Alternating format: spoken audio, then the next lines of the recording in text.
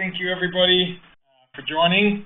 It looks like we have a great turnout, a lot of people, so thank you very much for showing up to this 7 caveats to just ship it, brought to you by the Imperial webinar series in the Imperial family of companies. My name is Tony Cullen, and I have just a couple of housekeeping notes here before we get started. And just to let you know, you can type in questions using the chat box on the right. We may have a chance to get to some of those during the presentation, but we will have a Q&A session at the end, so please be aware of that. Also to let you know, we will be distributing slides after the show. A little bit about our speaker today, Dan Polkowski. Obviously you see the information right there. He's an export compliance manager. He's been involved in global trade for a long time. He currently assists the Imperial family of companies and our clients with technical knowledge and training regarding global trade topics. So with that out of the way, let's go ahead and jump in and get started. Hey, welcome everybody. This is Dan Polkowski, and I'm glad that you could make this webinar, and I hope the 7 topics that we discussed today will be very helpful for your export and your international global logistics needs. On the slide presentation, there's a thought process with many in the industry who think, just ship it, what's the big deal? So my direction today is just to give you points of topics that you should be aware of. And throughout the 21 years I've been pursuing this opportunity of international trade, there really are no shortcuts. You have to follow countries' import laws and processes and regulations, and many in the industry sometimes like to create shortcuts, which creates problems. And another topic we will discuss will be overlooking the details that can be costly to your export needs. So logistics processes are not just for the logistics personnel. They should be understood by everyone involved in the transaction. And there are things you should be aware of regardless of your job and your role in the clinical study field. Well, thanks, Dan. From what I've heard and working with you, I know it can be real costly. Can you briefly expand maybe on the risks and the costs associated with attempting this shortcut logistics? Yeah, absolutely. It's been Imperial's understanding for many years that our clinical clients' export needs are for effective, timely deliveries, which is critical to keep their clinical studies on track globally. When the required information is not provided, the client's shipments are typically placed in country customs hold until the required information is provided. Not only are days lost to get your goods cleared through country customs, but if your goods sit in country customs bonded warehouse too long, the country will impose penalty charges on top of other standard charges. And when I say typically too long, most countries will start imposing penalty charges after 20 days. So if the required information is not provided in a timely manner, country customs has the power to confiscate your goods until all penalty charges are paid. They have the opportunity and the power to destroy your goods if the requirements are not met, or if they're nice, they will give you the opportunity to return the goods back to the original sender at the expense of the owner of the goods. It's important for everybody to understand when your goods arrive in countries and they're sitting in the customs bonded warehouse, these goods are owned by the country government until your goods clear customs. First, we're going to take a look at what the international shipping process looks like. The international shipment process. Imperial is the importer of the goods and provides shipments to small parcel carriers and freight forwarders. Here at Imperial, we generate all the custom documents needed by us, the exporter. Responsible carriers will transport the goods to the requested country as supported on the international documents, and they will supply that information to the importer's brokers with the required documents if the small parcel carrier is not allowed to broker the shipment. Next slide, please. Duties and tax charges are typically billed back to the shipper or the owner of the goods. Informal and formal clearance is a topic we will also discuss and understand. Your goods can be detained or released to the responsible carrier once they are notified. And once your goods are released, then the goods are delivered to the final door, final destination of the consignee. So let's talk a little bit about bullet point number 1, the duties and taxes. Almost all shipments crossing international borders are subject to the assessment of duties and taxes imposed by the importing country's government. Duties and taxes are imposed to generate revenue, protect local industries against foreign competition, or both. The duties and taxes normally must be paid before the goods are released from customs. A shipment's duty and tax amount may be based on your product value, trade agreements between countries, the country of manufacture that your goods came from, how the product is to be used, the product's harmonized system tariff number. So customs officials assess the duties and taxes based on the information provided on the airway bill and on the pro forma or commercial invoice, or other relevant documents such as the certificate of origin. So we'll talk about the value-added tax known as VAT. A VAT is a general consumption tax assessed on the value added to the goods and the services. In some countries, this tax is known as the goods and service tax, or the GST tax. This is a very high known process in Canada. They don't have a VAT tax, but they have a GST tax. Because the VAT is a tax on consumer expenditures, businesses that are VAT registered are fully taxable. Businesses that are VAT registered and fully taxable do not bear the final cost of the VAT. So every member state of the European Union has a VAT. A VAT is typically assessed on the duty paid value of the goods, which typically is the cost of the goods, what it costs to insure the goods, and the freight charges to get the goods to that country. Regarding the responsible party of the duties and taxes on international shipments will ultimately be billed to the recipient.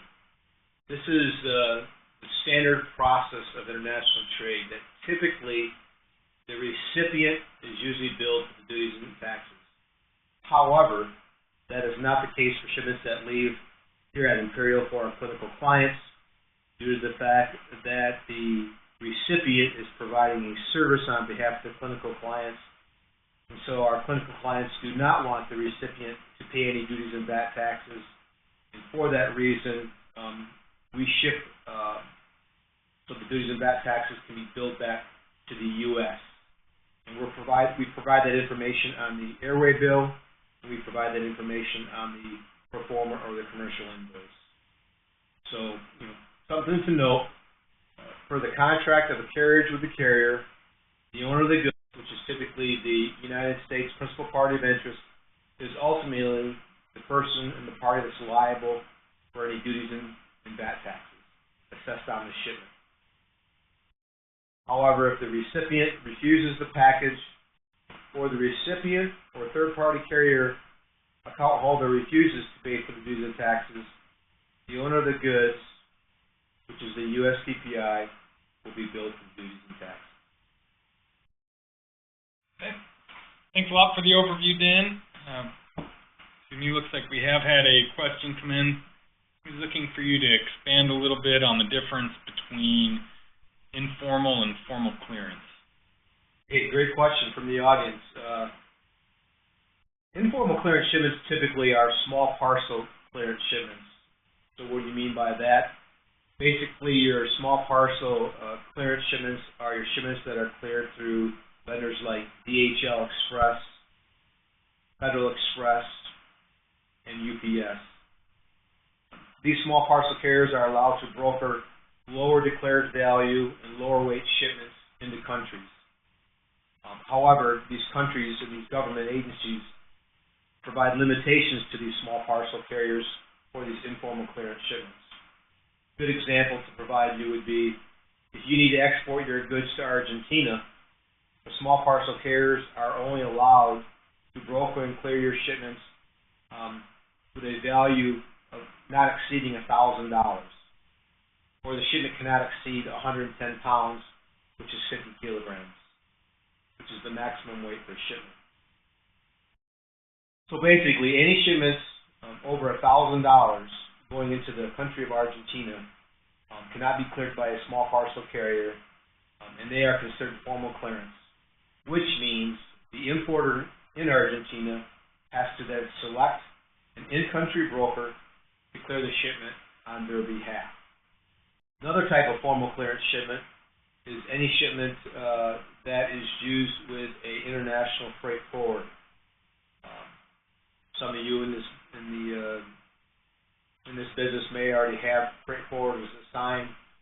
An example of some freight forwarders would be DHL Supply Chain and Global Forwarding, Kuhn & Nagel, DB Schenneker Logistics, Siebel Logistics, who is our preferred international freight forwarder. And basically, these freight forwarders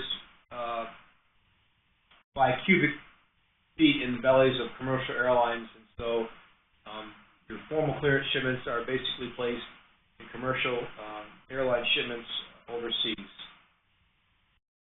So every shipment that's processed through a freight forwarder, it doesn't matter how large or small it is considered a formal clearance shipment. 7 caveats and how to prepare. Now that we've taken a look at the process, I'll dive into the 7 caveats. These 7 caveats are processes that are frequently have potentials of slowing down your shipments or will cause them to get caught up in customs. They are concepts that everyone involved in this process should be aware of in order to avoid delays. Next slide, please. Number 1, the declared value for international shipments. Please note, everyone, that the declared value determined on international shipment is the manufactured cost or the invoice amount charged to the client to have the goods produced, or typically what one paid to have the goods produced. So to keep your materials compliant, please don't try to devalue exports because that can place your company and our company in compliance violations. To talk a little bit further regarding that topic, it is perceived around the world there is a body of governments, the international regulatory authorities that govern valuations, and just to include a few would be the WTO, the World Trade Organization, Customs Code. You have the EU, the European Union Customs Code, and you have the U.S. Code of Federal Regulations. And them are typically the top 3, but there are many more out there. Please note that all these governing bodies are in clear agreement with regards to the proper values to report on international documents, which is the customs value of the imported goods shall be the transaction value, that is, the price actually paid or payable.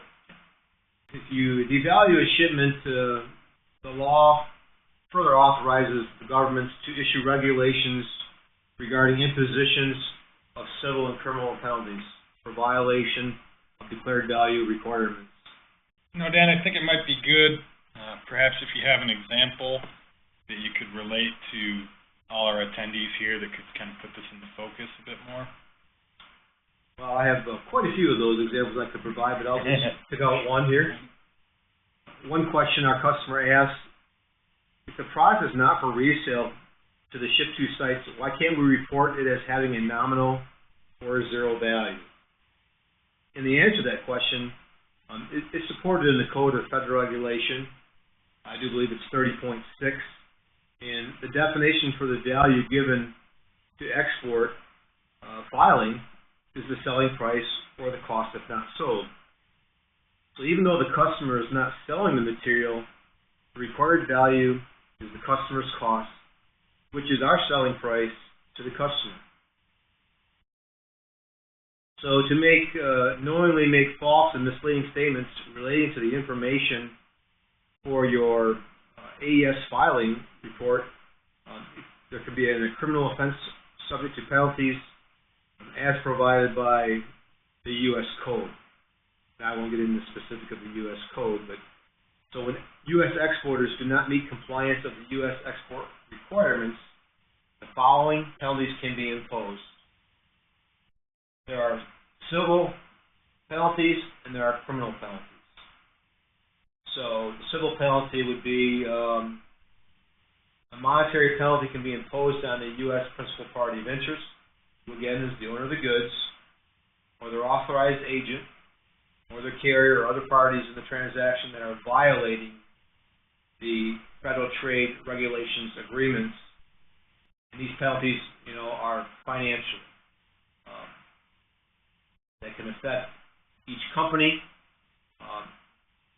For the criminal penalty, if you are caught imposing knowingly or willingly violating the Federal Trade Regulations for proper valuation, the fines are very, very stiff. Criminal penalties, a person can be in prison up to 20 years, and they can be fined $1 million per violation. And the administrative monetary penalties can reach $11,000 per violation. And they can go up to $120,000 per violation in cases involving items that are controlled. So basically, violators may also be subject to denial to export the privileges. A denial of export privileges prohibits a person or a party from participating in any way in any transaction subject to the Export Administration Regulations. So not only are there civil and criminal penalties for being placed in jail, but also you could be denied to even export from the U.S. And that would not be very good for anybody involved. Okay, topic number 2, we're going to discuss a little bit about the role of the consignee. There's a little bit misunderstanding of this process or lack of knowledge, but the consignee, for everybody's knowledge, must be registered with country customs as an importer. And so basically the tax ID number is usually included when a shipment has to be cleared through customs. If a consignee is not registered, the shipment is placed in customs hold until a proper importer record is assigned. So to keep your materials on schedule, it's very, very important to make sure that you have a registered importer. So you may ask, well, what are the responsibilities of a consignee? So the consignee is a party named by the owner of the goods in the transportation documents as the party whose consignment will be delivered at the final delivery location in country. The consignee is considered to be the owner of the consignment for the purpose of filing the customs declaration, which is the customs declaration for clearance, and for paying duties and taxes if it is their responsibility to pay. Formal ownership of the consignment, however, transfers to the consignee only upon payment of terms used on the proforma or the commercial invoice. If the consignee is not registered as an importer, the shipment is placed in customs clearance delay hold until a proper importer is assigned. Country customs assigns the tax ID number to the individual or the firm or the legal entity that will be responsible for articles of trade from the foreign source to the domestic market in the course of the trade. So many countries will have a unique number for a citizen, which would be an individual, and then they have a tax identification number for a firm or a business. Number 3, the importer of record. The importer is responsible for assisting the clearance of the shipment by verifying information. If any of the required information is not verified within a specific time period, the shipment is placed in customs clearance delay. So to keep your materials on schedule, have a registered importer of record on supply and to provide us the complete ship-to information. So what information is required of the importer? The importer is responsible for assisting the clearance of the shipment with the assigned carrier. The importer is responsible for verifying the name of the consignee, the product, the value, the terms, the translations, the reason goods will be used for, the broker to be used, etc. In my 21 years of business, there's been like over 140 different reasons why a shipment will be stopped through customs. So this is just a brief summary, but this is the most important. So the importer's broker overrides my broker, the shipper's broker. So if one of these many topics is not met within a specific time period, the shipment is placed in customs clearance delay until the communications are improved. Goods are considered abandoned. Goods are returned back to the shipper at the expense of the shipper. So if there was one rule, one thing that I could change in my global logistics preparation every day would be that if nobody could override the shipper's broker. But unfortunately, in country, the broker in country overrides the shipper's broker. Next slide, please. Topic number 4, the import license process. The import licenses are used to control imports by country quotas. The import licenses are applied for by and are the responsibility of the importer of country. The owner of the goods is responsible for making sure that all import licenses are in place prior to the goods being exported. Goods that are shipped without the proper import license are subject to considerable delays and penalty charges. So, to keep your materials on schedule, have a license on file in country for the commodities that call for it, which typically are any type of medical device and or supply. The printed clinical materials that we export on behalf of our clinical clients typically do not need an import license. But however, your medical supplies and your devices most often do, depending upon the country you're shipping to. So to further discuss a little bit about the import license process, country governments take compliance with their imports and export laws and regulations very seriously. Country governments rightfully expect the importing and exporting community to partner with them to protect their national security. Companies both large and small face potential large fines, civil penalties, and possible criminal prosecution for violation of country imports and export occur. Topic number 5, customs broker. Customs broker is licensed by country customs department in country. The customs broker handles customs formalities, and there are many of them, and details critical to the legal and the speedy importing of the goods. So a customs broker basically is the person in charge that makes sure that the financial monies are in place for the clearance process, that the proper licensing of their brokership is in place with the government, and they basically are responsible for assisting the importer to get the goods cleared through customs. So overall, to keep your materials on schedule, please know that it's very important to have a licensed customs broker in place upon arrival and import, which typically is the importer's assigned broker. Next slide, please. Duties and taxes. It's an area that many get lost when they're trying to keep track of their financial budgetary numbers, but the duties and taxes, very important to consider the duties and taxes and other custom charges when determining the total cost of your international shipments. So basically, for clients who come to Imperial to manufacture their clinical study materials, you have a budget to print your clinical study materials, and on top of that budget, you obviously want to keep in the thought process. You have freight charges that should be part of that budget, and the duties and VAT tax as well, which is most often not known by those newly in the business. So customs duties is the tax imposed on the value of the goods traded between countries.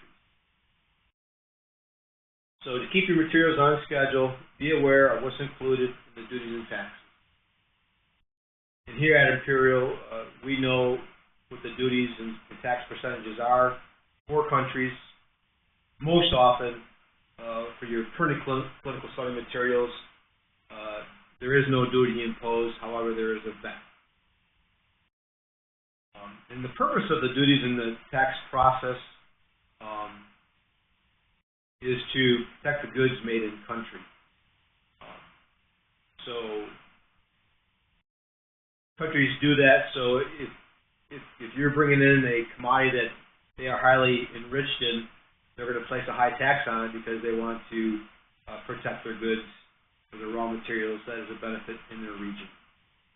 Number 7, the country of origin certificates.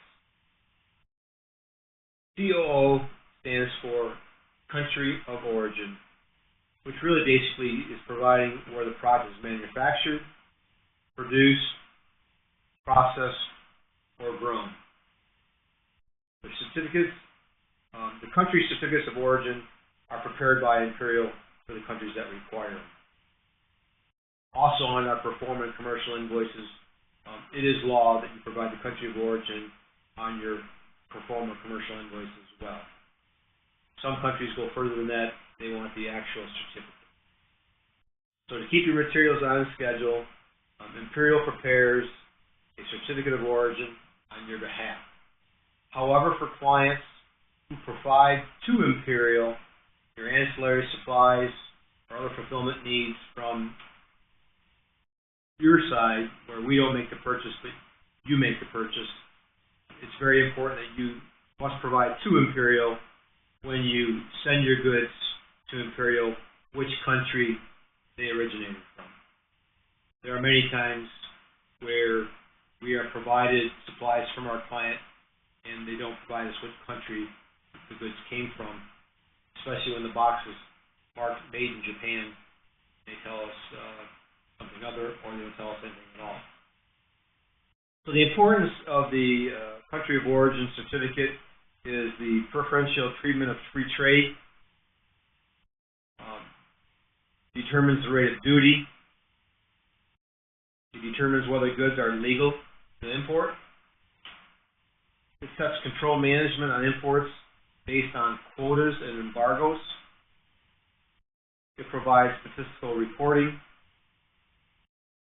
it fulfills proper product marketing requirements like made in Japan, made in the USA, made in China, differentiates product from competitors, and allows product to clear customs smoothly. So I just created a little bit of a logistics checklist for you. So we're just going to kind of go through these over some of the topics we just discussed in this webinar. Number 1 is to declare the true value of your goods, which is the manufacturer cost or the invoice amount. It's important to have a registered consignee. And if your consignee is not registered, it's important for number 3 to have an import record that is registered. Number 4, obtain an import license if it is required by your commodity, which again is typically medical supplies or medical devices. Secure customs broker. So for your shipments that can't be cleared by a small parcel carrier, the example of Argentina. You're shipping $5,000 worth of product to Argentina, please make sure that the importer in Argentina has a registered broker. Number 6, be aware of the duties and tax costs when exporting. So when you look at your budgets, not only are you looking at the manufactured costs of your clinical study materials, you're also looking at your freight costs that need to be added to it, as well as the duties and VAT taxes that are imposed on your goods being exported from the U.S. to other foreign countries. And then number 7, know where goods were manufactured to support the certificate of origin certificate. So in summary, remember to walk through this checklist whenever you're talking logistics. Again, these 7 caveats can hold up your shipments and result in some hefty delays and fines.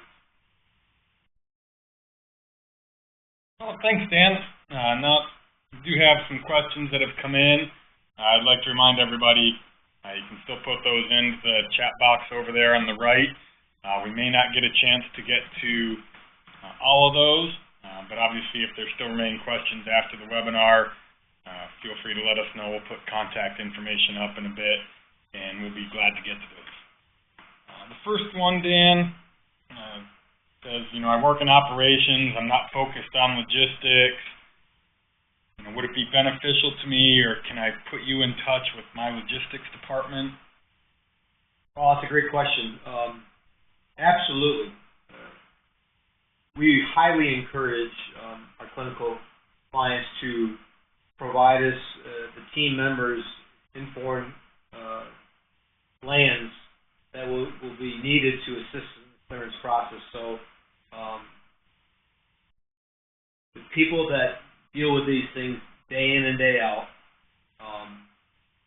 we would prefer it to be your logistics professionals in country that can provide the clearance process versus your members, your staff members that are more involved in the clinical study management part of it and do not have the knowledge for the import clearance process. So absolutely, we highly encourage our clients to provide us to their logistics team members overseas. Okay. The next question deals with import licenses. I know you said that import licenses depend upon the type of good. So if that's the case, how do I know if I need one? Well, that's a very good question. I read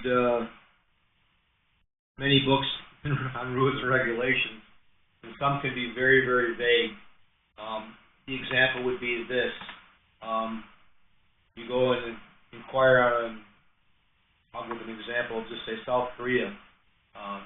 What are their import license regulations? And they will provide that import licenses and permits are required for medical supplies and devices. That's pretty vague.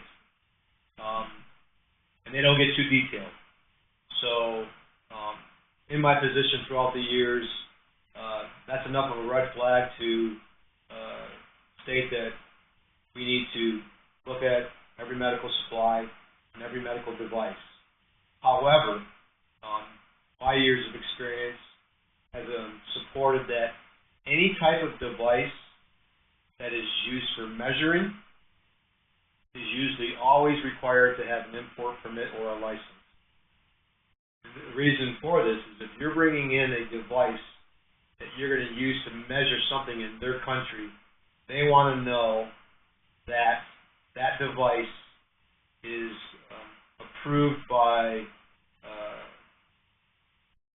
the safety requirements for consumer protection, that the device is up to par with the standards in the Ministry of Health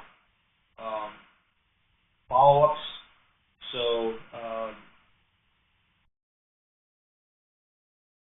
the final answer, I guess, to the question is, I wish I could provide you more further detail, but because they use vague wording in the regulations, a lot of times it's just through trial and error that I learned. Okay, thank you. Next question, Dan. We've had actually several questions along the lines of delays, shipments aren't properly prepared. Basically goes something along the lines of, maybe you can expand on what a customs clearance delay might look like. How long does it typically take? And, really when you get down to it, what's the, bottom line cost to our clients? Oh, great question. Customs clearance delays. Near and dear to my heart. First of all, one must do all they can do to prevent customs clearance delays to occur. That that is my major objective here at Imperial. We want things to go through country customs very smooth. However, we don't control customs, and customs can be very difficult and complex. But the example would be country customs offices want the process to run smoothly and efficiently, just like you want your operation to run smoothly and efficiently. So when the shipments don't clear due to missing required information, customs can make it very difficult.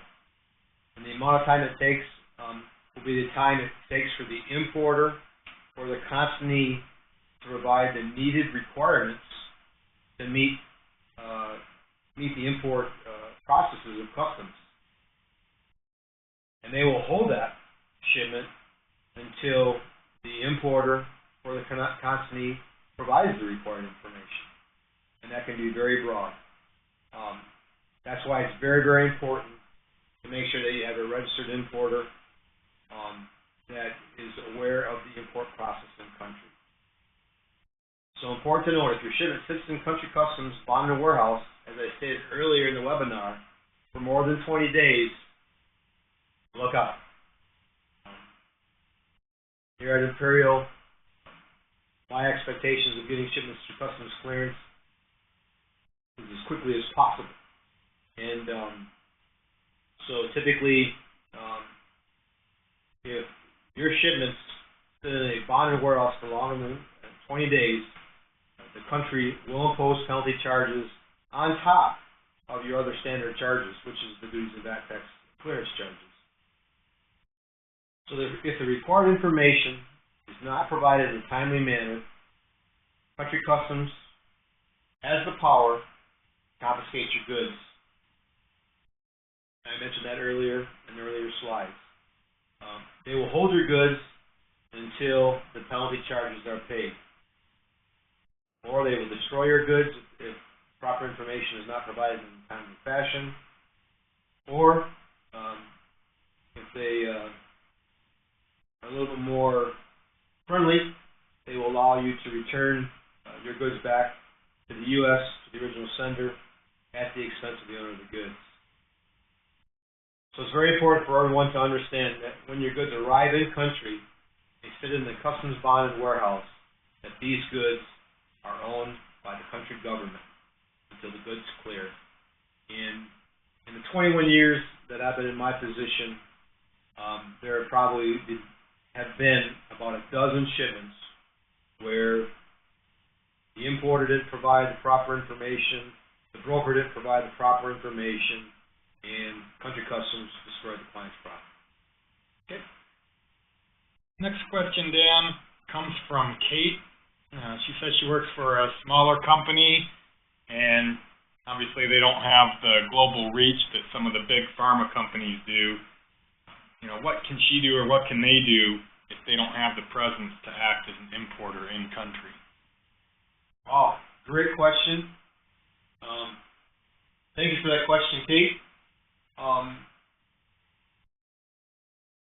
When we export here at Imperial for our clinical clients, less of an issue for our larger CROs or our PROs, but for our smaller ones, that definitely adds a challenge to you and to us. So, very, very important that if you are a pharmaceutical research organization that does not have an office in the country that you're exporting to, then we would highly recommend you to reach out to a clinical research organization that hopefully you have a relationship in country that you could work with. For Kate's question on the smaller pharma companies or clinical companies, somehow you're going to have to create a relationship, a business relationship with a CRO, clinical research organization in country that would act as an importer on your behalf. They would work with us here at Imperial and the importer to get the goods cleared. However, if you do not have a presence in country, it would be very difficult to even get your goods in this country. As a matter of fact, it would be impossible. Anybody else here would like to know what countries or regions of the world are most exported to? Well, that depends here at Imperial by the clinical studies. We are highly saturated exports into Canada. We do a lot of exports to both Western and Eastern Europe, obviously all of Europe, but when you get over to the eastern part of Europe, the rules do change a little bit for the import clearance process. We do ship and export a lot to Central and South America. So basically, we export to 102 countries around the world. So we are pretty much saturated all over the place. But I think to add on to that question, in the volume would also be the importance of the complication of exporting from the U.S. And I would have to let everybody know on this webinar that if you have clinical study materials that are being exported to Central America and South America, that is by far the most complex and complicated region of the world to ship to, because their laws are very demanding and very difficult. Okay. I think we have time for one last question. Looking for confirmation or seeing if you could explain again, Dan, what the financial responsibilities are when exporting goods from the United States. The financial responsibility pretty much goes right down to the owner of the goods. So whoever owns the goods is responsible for the logistics process. And what do I mean by that? So when we ship from Imperial for our clinical clients, we are typically always requested to ship so that all the charges are billed back to the U.S. and no charges are billed to the receiver in country. And so with that being said, we process international documents under the Incoterms. Specific to billing back to the U.S. side would be the delivered duty paid, known as DDP terms, to allow all charges to be billed back to the U.S. So the example would be, we can ship your goods with your preferred vendor as long as your preferred vendor is allowed to clear your goods in country. Example would be, you need to ship your goods to Argentina, and your preferred vendor is Federal Express. As long as you have signed a power of attorney to allow FedEx to broker and clear your shipments on your behalf, the responsibility of the freight charges and the duties and back taxes, as explained in the webinar, are the responsibility of the owner of the goods, which on the international documents is the United States Principal Party of Interest, known as the USPPI. So I hope that answers that question. Great.